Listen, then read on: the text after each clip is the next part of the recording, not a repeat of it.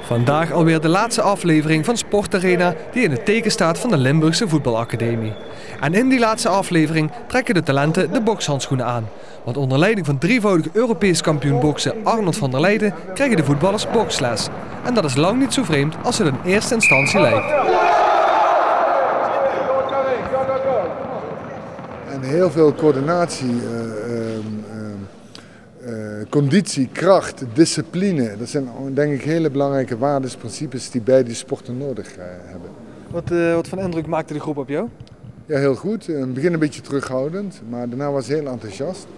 En het overviel hen een beetje van wat het was. En ze waren ook wel wat nieuwsgierig, maar heel leergierig en ze willen echt. En het was een plezier om ze les te geven.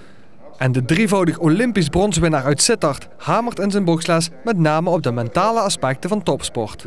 Soms moet je ook genoegen nemen met brons.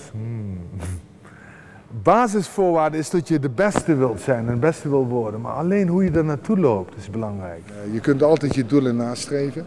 Maar soms zit het tegen in het leven, soms zit het mee. Ook in topsport.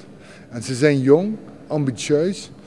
Maar de een zal de finishlijn, topsport zal die halen. En de ander ook niet. En hoe ga je er dan zelf mee om? En als ze die droom willen waarmaken, moeten ze stap voor stap naar iedere finishlijn toe lopen. En daar is ook de voetbalacademie voor. De talenten van de Limburgse BVO's kende Arnold van der Leijden niet meer. Maar dat is ook niet vreemd. Want toen zij werden geboren, stond hij op zijn laatste Olympische Spelen. En wat zij al helemaal niet weten, is dat de Sitterdenaar in zijn jonge jaren zelf ook een verdienstelijk voetballer was. Ja, tot mijn 18e heb ik gespeeld. Mijn laatste wedstrijd tegen Frank Rijkaard. Toen ben ik maar gestopt. Want ik had niet de capaciteit om betaald voetbal te halen. Misschien hoofdklasse, dat was het hoogst haalbare. En het boksen ging me beter af. En daar had ik wel het gevoel, daar kun je de top mee bereiken. En het was een goede keuze.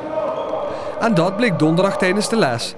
Niet alleen de begeleidende staf was onder de indruk, ook de talenten zelf hadden genoten van de motiverende les van Arnold van der Leijden.